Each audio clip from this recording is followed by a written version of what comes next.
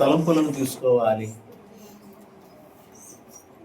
మనము పాత సంవత్సరంలో ఏ విధంగా ఉన్నాము అదే మన అలవాటు అయిపోకూడదు. నూతనంగా మార్చబడాలి, మార్చుకోవాలి. సంవత్సరంలో జరుగుచుండగా దేవా నీ కార్యమును నూతనపరచుము. దేవుడు కోరుకోవాలి మనం హృదయపూర్వకంగా, నా జీవితంలో నీ కార్యాన్ని నూతనపరచు ప్రభువా.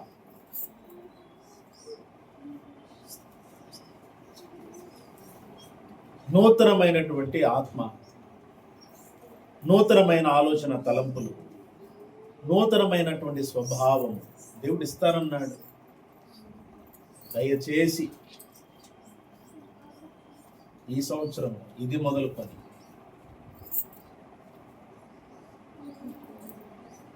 కొన్ని పద్ధతులను మనం మార్చుకొని దేవుని సన్నిధిలో ఉండడానికి మనము ఉన్నాం.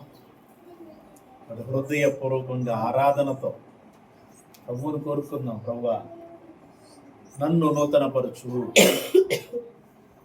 ఆరాధన చేయి. Yes my lord. ప్రభుగల తండ్రి నూతనపరచు ప్రభు. ప్రతి ఒక్కరము కూడా కోరుకుందాం, తండ్రి నన్ను నూతనపరచు, నా జీవన విధానాన్ని నూతనపరచు, నా కుటుంబంలో ఉన్న పరిస్థితులను నూతనపరచు. నిజంగా నువ్వు హృదయపూర్వకంగా కోరుకో, దేవుడు తప్పనిసరిగా నీ పట్ల కార్యాలు జరిగిస్తాడు. అందులో ఏమాత్రం సందేహం లేదు. మేము కార్యాలు కావాలి కోరుకున్నాము. కుటుంబ ప్రార్థన మా జీవితంలో కార్యాలు చేయడం ప్రారంభించు. ఎస్, సేవకునిగా బోధించేవానిగా ఉన్నాను, కానీ కుటుంబంలో ఉన్న వ్యక్తిగా, ఒక కుటుంబస్తుడిగా నా కుటుంబానికి ఏమేమి కార్యాలు కావాలో వ్యక్తిగతంగా నేను అవి అనుభవించాలి అంటే నా వ్యక్తిగతంగా దేవునితో నాకు అనుభవం కావాలి, అనుబంధం ఉండాలి. అది ప్రారంభించిన తర్వాత దేవుని యొక్క నూతనమైన కార్యాలను గృహంలో చూశాను.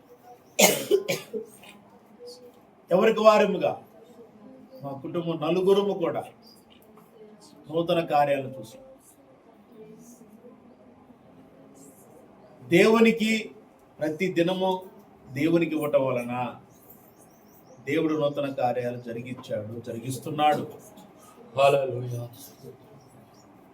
ఒక్కసారి ఆలోచన చేయాలి మనం కూడా. కుటుంబాలలో ఉన్నటువంటి మీరు, మీ కుటుంబాలలో ఉన్న పరిస్థితులు మారాయి అని సాక్ష్యం చెప్పాలి కదా, చెప్పగలిగిన స్థితిలో నిలబడాలి కదా.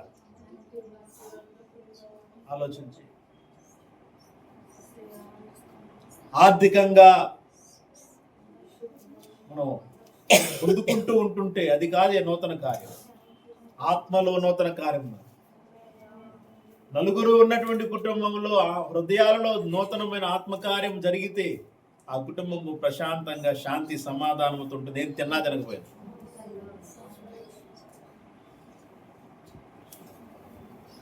ఆలోచించి ప్రభు రెండు చేతుల ఆకాశం ఎత్తి చూపుతూ హృదయపూర్వకంగా ఆరాధన. పరిశుద్ధుడా స్తోత్రములు, స్తోత్రములు. నూతన పరచు తండ్రి నీ కార్యములు. సంవత్సరము జరుగుచుండగా యెహోవా నీ కార్యమును నూతన పరచు. సంవత్సరంలో జరుగుచుండగా యెహోవా దాన్ని నాకు తెలియజేయు.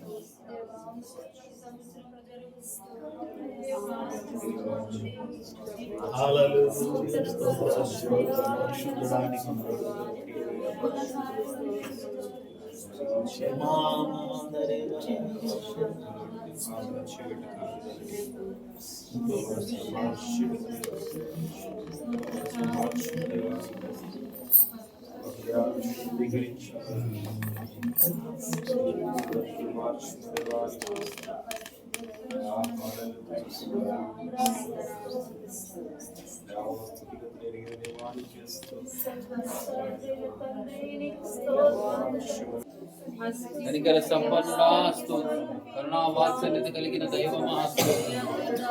ఆది అంతము లేని దేవాది దేవుడమైన యెహోవా యేసయ్య నామములో స్తోత్రం. స్తోత్రములు స్తోత్రములు స్తోత్రములు స్తోత్రములు. హల్లెలూయా హల్లెలూయా హల్లెలూయా. సమాధిని గెలిచిన యేసయ్యా మీకు స్తోత్రం. ప్రభు యేసు నామములో వందనాలు స్తోత్రాలు వందనాలు స్తోత్రాలు.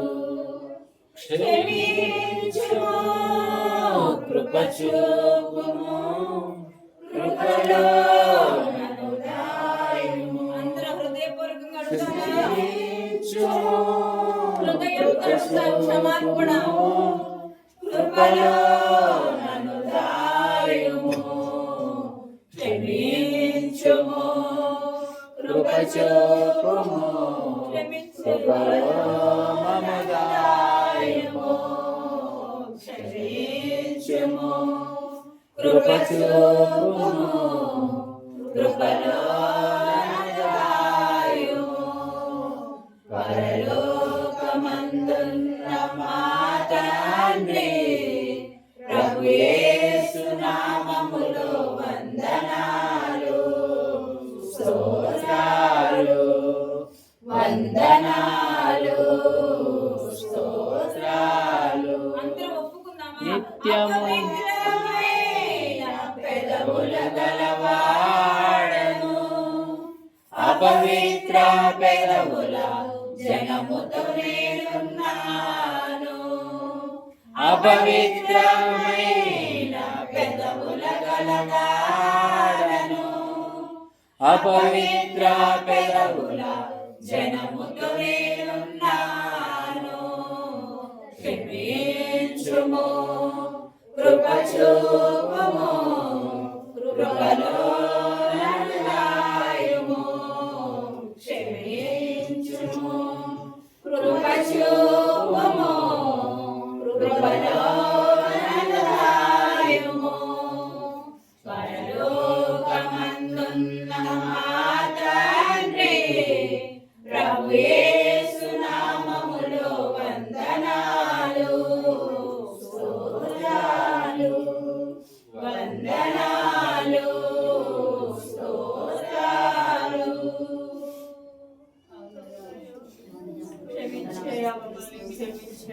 మహోన్నతుడా కృపగల తండ్రి సహాయకుడా నజరేయుడైన యేసు నామములు మీకు స్తుతులు స్తోత్రములు వేలాది వందనాలు చెల్లిస్తున్నాము. సహాయం చేయండి, ఆశీర్వదించి మీ నామానికి తండ్రి. మీ ఆత్మను మా మధ్య ఉంచి మీ యొక్క ఆత్మ కార్యాలు మా మధ్య జరిగిస్తున్నందుకు వందనాలు. సహాయం చేయండి. గడిచిన సంవత్సరం అంతా కాపాడినందుకు వందనాలు స్తోత్రాలు. ఈ యొక్క నూతన సంవత్సరాన్ని బట్టి మీకు వందనాలు చెల్లిస్తున్నాం. ప్రతి దినము మా జీవితంలో మీ నూతనమైన కార్యాలను అనుభవించే ఆలోచన తలంపులతో మేము జీవించుటకు మీ ఆత్మను మీ వాక్కుల శక్తిని మాపై ఉంచి మీ నామానికి మహిమ తెచ్చుకుని కూడి ఉన్న పిల్లలందరిపై సంగమంతరిపై మీ కృపాత్మను అనుగ్రహించి నడిపించమని యేసు నామములో ప్రార్థిస్తున్నాను పరలోకపు తండ్రి. ఆమేన్. Praise the Lord. హల్లెలూయా. నీతి స్వరూపుడైన యెహోవా ఘనమైన నామానికి మహిమ కలుగును గాక. ఆమేన్. దేవునికి స్తోత్రములు. అలాగే నిలబడినట్లయితే మనం కీర్తన గ్రంథంలో మొదటి కీర్తనను ఉత్తర ప్రత్యుత్తరంగా చదువుకుందాం. కీర్తన గ్రంథం మొదటి కీర్తన. దుష్టుల ఆలోచన చొప్పున నడవక, పాపుల మార్గమున నిలువక, అపహాసకులు కూర్చుండు చోటను కూర్చుండక, యెహోవా ధర్మశాస్త్రమునందు ఆనందించువాని దానిని ధ్యానించువాడు. అతడు నీటి కాలువలో ఎవరు నాటబడినదై ఆకు వాడక తన కాలమందు ఫలమిచ్చు చెట్టు వలె నుండును. అతడు చేయనదంతయు సఫలమగును. దుష్టులు ఆలయనుండక గాలి చెదరగొట్టు పొట్టు వలెను. కాబట్టి న్యాయ విమర్శలో దుష్టులను, నీతిమంతుల సభలో పాపులను నీవరు. నీతిమంతుల మార్గము యెహోవాకు తెలియను, దుష్టుల మార్గము నాశనమునకు నడుపును. ఆమేన్. కూర్చోండి. Praise the Lord. హల్లెలూయా. పరిశుద్ధుడైన యెహోవా ఘనమైన నామానికి మహిమ కలుగును గాక. నీతి స్వరూపుడైన యెహోవా ఘనమైన నామానికి మహిమ కలుగును గాక. ఆమేన్. థాంక్యూ మహిమ. నూతన సంవత్సరానికి వచ్చాం. అందరికీ నూతన సంవత్సర శుభాకాంక్షలు మరోసారి. Thank you. Happy new year. అందరూ కూడా హ్యాపీగా ఉండాలి. లోకస్తులు లోకంలో అంటే అన్నిలు అంటారు, అందరూ బాగుండాలి, అందులో నేను ఉండాలి. అందరూ బాగుండాలి, అందులో నేను ఉండాలి. ఏదైనా తేడా వస్తే మాత్రం ఒప్పుకో అదే కదా వాళ్ళ పత్రం కదా. కానీ ఏం తేడా వచ్చినా ఒప్పుకునే మనసు మాత్రం యేసు ద్వారా మనకు వచ్చింది, మనది కాదు. ఇప్పటికీ చాలా మంది క్రైస్తవులు అటువంటి స్థితిలో లేని వాళ్ళు ఉన్నారు. మనదని చెప్పుకోవటం ఎంతవరకు? యేసు ఇచ్చాడు, మనం అలా ఉండాలా లేదా అనేది మన యొక్క మైండ్ సెట్ని బట్టి ఉంటుంది, అంతే కదా. మరి ఆ మైండ్ సెట్ మార్చిన వాడే యేసుక్రీస్తు. అవునా? దుష్టుల ఆలోచన చొప్పున నడవక, పాపుల మార్గమున నిలవక, అపహాసకులు కూర్చుండ చోటు కూర్చుండగా. తెలుసా వీళ్ళందరూ ఎవరో? తెలుసా? దుష్టుల ఆలోచన చొప్పున ఎలా నడిపిస్తారు దుష్టులు? చెప్పండి. దుష్టులు ఎలా నడిపిస్తారు? సంఘానికి వ్యతిరేకంగా, సంఘంలోనే ఉంటూనే సంఘానికి వ్యతిరేకంగా. సంఘానికి వ్యతిరేకంగా అంటే ఆయన సంఘానికి శిరస్సు అయిన యేసుకి వ్యతిరేకంగా.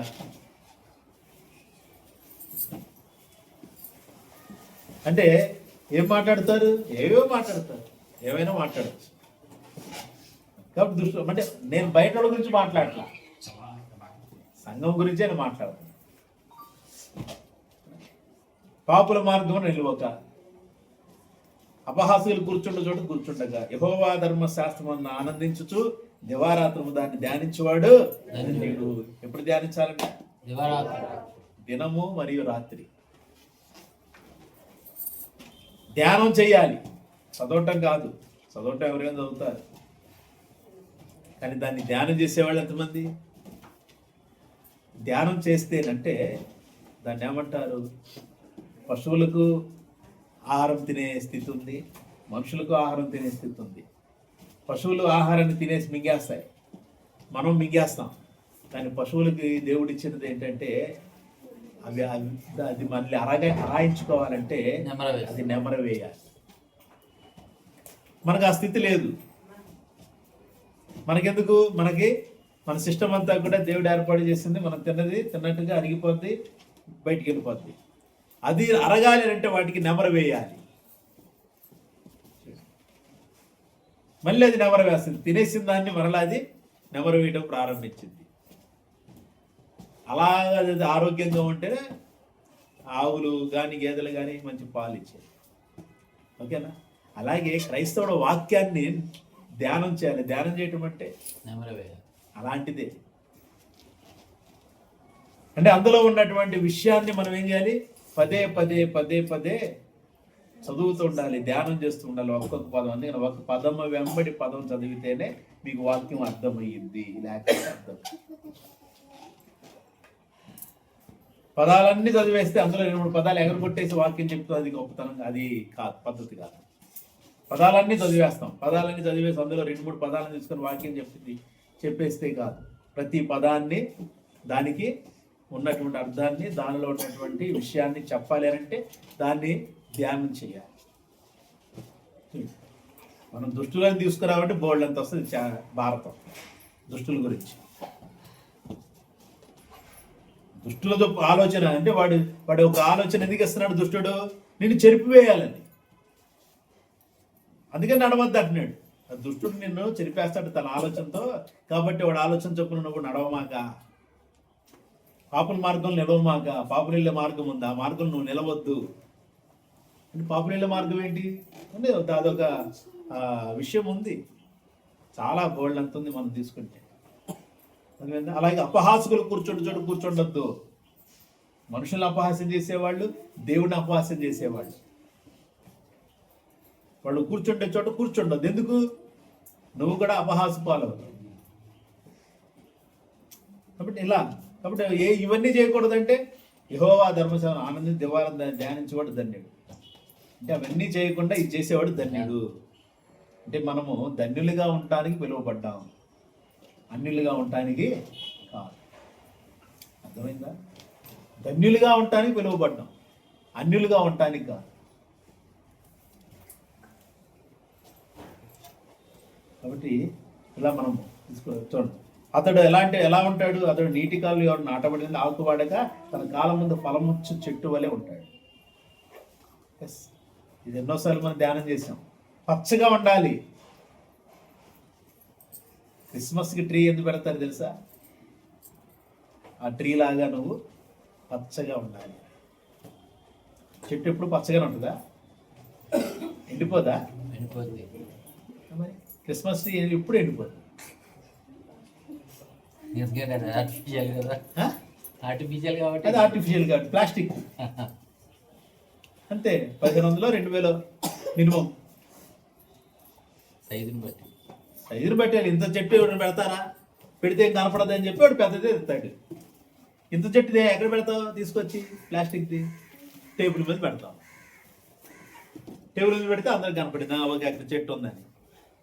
ఇప్పుడు ఇది పెద్ద, దీనికంటే చిన్నది తెచ్చి పెడితే ఏది కనపడింది? ఇది కనపడిద్దా? అది కనపడిద్దా? అంటే పెద్దది ఏది ఉంటే అదే కనపడి. అందుకని వాళ్ళు ఏం చేస్తున్నారు? ఇవన్నీ కాదని చెప్పేసి ఈ హైట్ తీసుకొచ్చి ప్లాస్టిక్ దానికి లైట్లు పెట్టేసి అలంకరించేసి ఇలా పచ్చగుండా చెట్టు అని చూపిస్తున్నారు. కానీ దేవుడు ఏమంటున్నాడు? దేహో ధర్మశాస్త్రం ఆనందించు, దేవుడు దాన్ని ధ్యానం చేస్తే నీటి కాలువల ఎవరు నాటబడిన చెట్టు ఏ విధంగా ఉంటుందో ఆ విధంగా ఉంటుంది. నీటి కాలువల ఎవరు తెలుసా? నీ కాలువ పారుతుంది, 2 గట్లు ఉంటాయి, అటు ఒక గట్టు ఇటు ఒక గట్టు. ఆ గట్టు మీద ఈ గట్టు మీద చెట్లు ఉంటాయి. అవి ఎప్పుడు పచ్చగా ఉంటాయి. చూసాడు ఎప్పుడైనా? మన రోడ్లలో ఎక్కువ కనపడింది.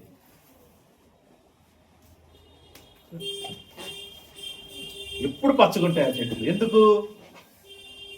నీటి ఒడ్డున అవి నాటబడ్డాయి కాబట్టి. అంటే వాటికి ఉన్నటువంటి, అంటే ఆ కాలంలో పారేటటువంటి నీటి యొక్క చెమ్మ ఈ గట్లలో కూడా ఉంటుంది. ఇప్పుడు ఏం చేస్తున్నారంటే గవర్నమెంట్ వచ్చిన తర్వాత అన్ని గవర్నమెంట్లు మొత్తం సిమెంట్ చేసేసాయి గట్లు. తెలుసా? అటుకాలం ఇటుకాలం మొత్తం సిమెంట్, నీళ్లు పారుతుంటాయి. అవసరమైనప్పుడు నీళ్ళు వస్తాయి, తర్వాత నీళ్లు కనపడవు. ఒకప్పుడు రోజులకి ఇప్పుడున్న రోజులకి పరిస్థితి అది. ఇప్పుడు ఆ చెట్లే ఎండిపోతున్నాయి. వాక్యం తప్పు చేయాలి వాడి ఉద్దేశం. అపోది ఉద్దేశం వాక్యం కరెక్ట్ కాదు. వాక్యం ఎప్పటికీ తప్పిపో. ప్రైజ్ ది లార్డ్, హల్లెలూయా. ఏదో ఆర్టిఫిషియల్గా ఏదో తయారు చేస్తే దాన్ని బట్టి నువ్వు వాక్యం తప్పంటే ఎలాగా? కానీ అది నువ్వు అలా చేయకుండా ఉంచు. దాని యొక్క వాక్యంలో ఉన్న శక్తిని చూడాలి. అతను చేయనదంతా సఫలమవును, అది చేసేదంతా సఫలమవుతుంది. మరి అనుభవించాలి. ఈ నూతన సంవత్సరం అనుభవించాలి. దేవుడు మనకి ఇచ్చిన హెచ్చరికలు ఇవి. తెలుసా? అర్థమవుతుందా? దుష్టుల ఆలోచన చొప్పున నడవద్దు, పాపుల మార్గం నిలవద్దు, అపహాసకులు కూర్చుండే చోటు కూర్చోవద్దు. ఏం చేయాలి ప్రభువా? యెహోవా ధర్మశాస్త్రం ఆనందిస్తూ దేవారాత్రం దాన్ని ధ్యానం చేయి. ఎందుకు ప్రభువా? నువ్వు సఫలం అవ్వాలి, ప్రతి విషయంలో పచ్చగా ఉండాలి, ఫలం ఇచ్చే చెట్లాగా పచ్చగా ఉండాలి. అవునా? అలాగే ప్రభువా, ఒకవేళ నువ్వు అలా ఉండవా? ఏమంటాడు? దుష్టులు అలాగ ఉండక గాలి చెదరగొట్టు పొట్టువలే ఉంటారు. నువ్వు ఇలా ధర్మశాస్త్ర ప్రకారం ఉండవా? అయితే దుష్టులు ఎలా ఉంటారో చూడు. గాలి చెదరగొట్టు పొట్టువలే ఉంటారు. న్యాయ విమర్శలు దుష్టులు, నీతిమంతుల సభలో పాపులు ఉండరు. నిలబడరు. దుష్టులు కానీ పాపులు కానీ నిలబడరు. నీతిమంతుల మార్గం యెహోవాకు తెలియదు, దుష్టుల మార్గం నాశనానికి నడుపు. మన ముందు పెట్టాడు. ఇప్పుడు ఈ సంవత్సరము, నూతన సంవత్సరము అద్భుతమైనటువంటి ఆత్మ సంబంధమైన ఆశీర్వాదాలతో మనం ఉండాలి. కడుపు ప్రియమైన దేవుని సంఘం, ఈ మాటలు బట్టి మనము హెచ్చరింపబడిన వారమే. ఈ నూతన సంవత్సరము నూతనమైన జీవన విధానము మనము కనపరచాలి సంఘంలో. ప్రైజ్ ది లార్డ్, హల్లెలూయా. నూతనమైన జీవన విధానాన్ని కనపరచాలి, చూపించాలి. మన క్రియలతో, మన ఆలోచన తలంపులతో దేవునికి నేను ఇది చేస్తాను, దేవునితో నేను ఉంటాను అనేది మనలో నుంచి బయటికి ఈ నూతన సంవత్సరం రావాలి. అంటే మనంతటి మనమే ఎంటర్ అవ్వాలి. మనమంతటి మనమే దేవుని కోసం నిలబడాలి, దేవుని యొక్క వాక్యాన్ని ప్రకటించడానికి కానీ దేవుని యొక్క కార్యాలు చేయడానికి కానీ మనంతట మనమే నిలవబడాలి. కాబట్టి ప్రభుత్వం ప్రియమైన దేవుని సేవ చాలా జాగ్రత్తగా జీవించుదాం. అంత్య దినాల్లో అపాయకరం రోజుల్లోకి వచ్చాం. చూసారా, 2026 వచ్చింది. ప్రభు రాకడకు సమయం దగ్గరకు వస్తుంది. అర్థమైందా? సంవత్సరం హ్యాపీగానే చేసుకుంటున్నాం, సంతోషంగా ప్రేమ విందు అన్నీ చేసుకుంటాం, సంతోషంగా ఉంటాం. దీనిలో ఈ సంతోషంలో మనం దగ్గర అవుతున్నామా దేవునికి లేదా అని కూడా మనము సరి చేసుకోవాలి, సరి చూసుకోవాలి. దేవునికి దగ్గర అవుతున్నామా లేదా, మన ఆత్మ దేవుని యొక్క ఆత్మతో వాక్కులతో నింపబడుతుందా లేదా, దేవుని వాక్యానికి దేవుని ఆత్మకు మనం ప్రాముఖ్యత ఇస్తున్నామా లేదా, ఇదే మనకు కావాలి. అన్యుల్లాగా మనం ఆలోచన చేయకూడదు. ఈరోజు ఎంత ఖర్చు పెట్టి మనం నూతన సంవత్సర వేడుకలు చేశాం కాబట్టి వచ్చే సంవత్సరం ఇంకా ఖర్చు పెట్టి నూతన సంవత్సరాల వేడుకలు చేయాలని చెప్పి అన్యులు అనుకుంటారు. అలా అనుకోవద్దు. మనం అలా అనుకోవడానికి అంటే వాళ్ళు దేని గురించి ఆలోచిస్తున్నారు, ఈరోజు ఎంత ఖర్చు పెట్టి అంత హంగామాగా మనం చేసుకున్నాము కుటుంబంలో, కాబట్టి దీనికంటే నెక్స్ట్ ఇంకా గొప్పగా చేయాలి, ఈసారి అందరిని పిలవాలి అని చెప్పి వాళ్ళు అనుకుంటారు. కానీ మనము అలా అనుకోవడానికి ఈ సంవత్సరము దేవునితో ఎంత దగ్గర అయ్యామో మరలా ఆ యొక్క నూతన ప్రతి సంవత్సరంలో కూడా మనకు నూతనమైనటువంటి అభివృద్ధి కావాలి, ఆత్మీయ అభివృద్ధి కావాలి. లోక సంబంధమైన అభివృద్ధి దానంతటదే వస్తుంది అన్నాడు ప్రభు. అన్నాడా లేదా? మొదట నువ్వు యోహాను గారు కూడా అంటారు, ప్రియుడా ఆత్మలో వర్ధిల్లుచున్న ప్రకారము నీవు అన్ని విషయంలో వర్ధిల్లుచు సౌఖ్యముగా ఉండాలి. ఆత్మలో వర్ధిల్లుచున్న ప్రకారం యేసుక్రీస్తు ప్రభువారండి, మొదట దేవుని రాజ్యాన్ని నీతిని వెతకండి, అప్పుడు అవన్నీ మీకు అనుగ్రహింపబడతాయి అన్నాడు. కాబట్టి మనం ఎప్పుడూ కూడా ఆ దృష్టితోనే మనం ఉండటానికే పిలువబడ్డాం. కాబట్టి ఆ దృష్టితో ఉండటానికి తాపత్రయపడదాం, పైన వాటిని వెతకడానికి తాపత్రయపడదాం, అనేకులకు ఆశీర్వదకరంగా మాదిరిగా జీవించుతాం. దేవుడి మాటలు ఆశీర్వదించడు గాక. దేవునికి స్తోత్రం. ఈ సమయాన్ని మీకు ఇస్తున్నాను. చిన్న చిన్న సాక్ష్యాలు చెప్పండి దయచేసి. దేవుని